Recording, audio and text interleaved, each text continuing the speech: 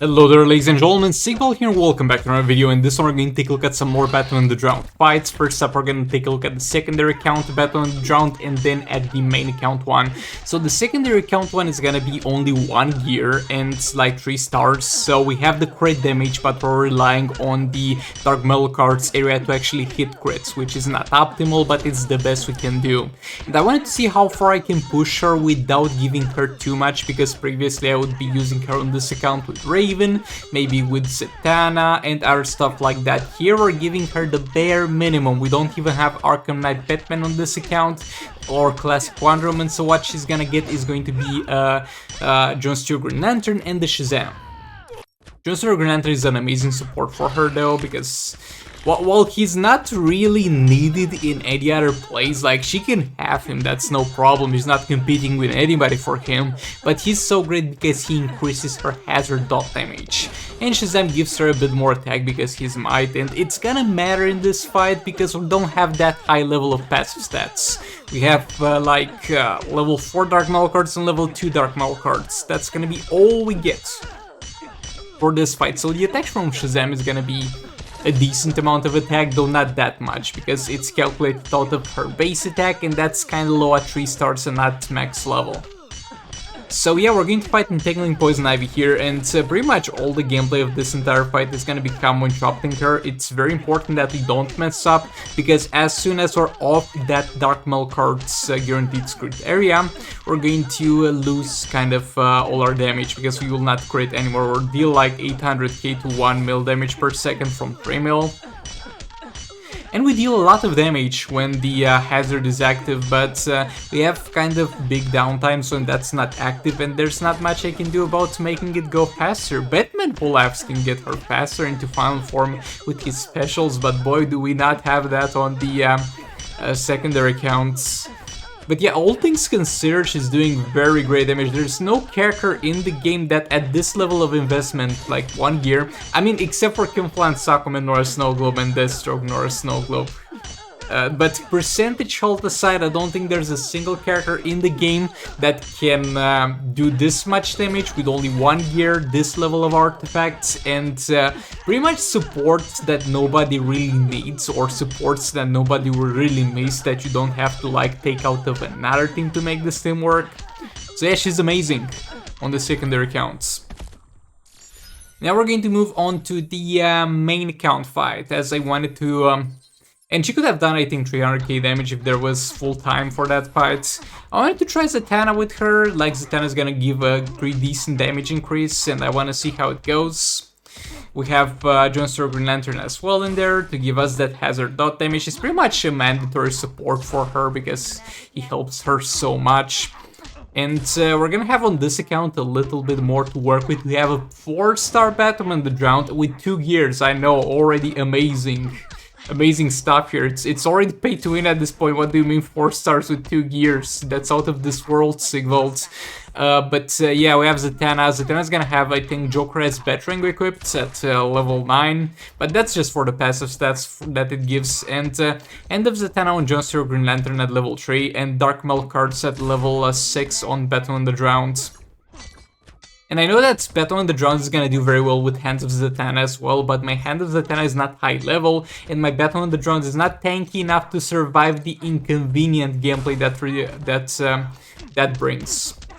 But yeah, that aside, we have 300% damage from Zatanna, so that's gonna be all we need from her. And now we're going to tag in Batwoman the Drowned, and we're going to try to match his super move as soon as he's willing to do it.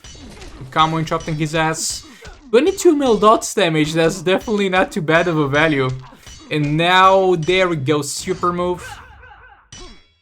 Let's see where it takes from 22 mil. Keep in mind, super move is gonna be more effective the higher star rating you have. 25, that's not too bad of a damage increase. And now we're just gonna push him back to the corner. We got lucky in this one with this man, because he can a lot of times try to back off into a jump attack, into a special 2, and if that happens, you're kinda done for. And yeah, this is not really happening right now, thankfully, and we got him back to the corner, and at this point we just need to keep combo interrupting his ass and do damage. And 25 mil dot damage per second is definitely a great value. This is kind of the benchmark that if you see inflicted by the Beta Club, you're going to know for a fact you're going to one-shot. But it's gonna be a little bit different here. Because while the Beta Club is not gonna always crit, it's gonna always do some dot damage, while with the passive of Batman the Drowned, as I said in the previous fight, we have huge downtimes. It's slightly more, I mean, considering the fact that at first we had to stack damage with Zatanna, I think it's overall less active than it is inactive during the fight, and after we're trying to actively keep it up, it's going to be like 60% of the time active and 40% of the time down, and that's not great. But yeah, it's the best we can do right now on this. I mean, it's not really the best we can do, but kind of the best we can do without giving her Raven. And we didn't one-shot, sadly. It's gonna be exactly 1 billion point 8 damage, and Battle Blast went with another team with Mr. Freeze. I think I failed to one-shot this man because I played it a bit badly. But yeah, with my Batman the Drowned on the main account, I don't really know what to do with her, because I can't get 2 billion without giving her Raven no matter what setup I use. She's always stuck at 1.8 billion no matter what team I use. I use her with Arkham Knight Batman and John Stewart Green Lantern. Oh boy, 1.8 billion. I use her with Batman Laughs and John Stewart Green Lantern. Oh boy, 1.8 billion. I use her with Zatanna and some other support character. Oh boy, 1.8 billion yet again.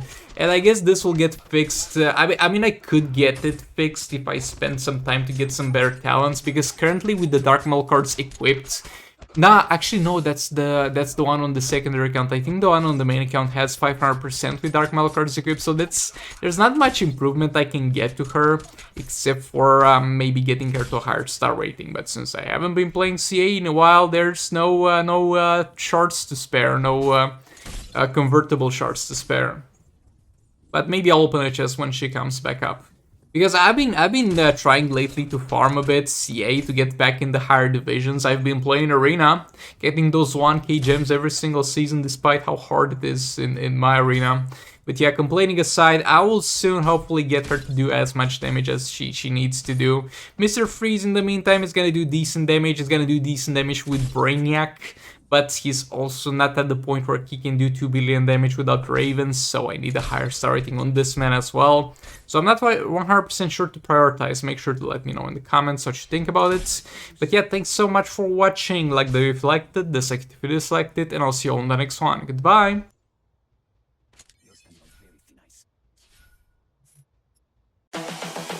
This is the future.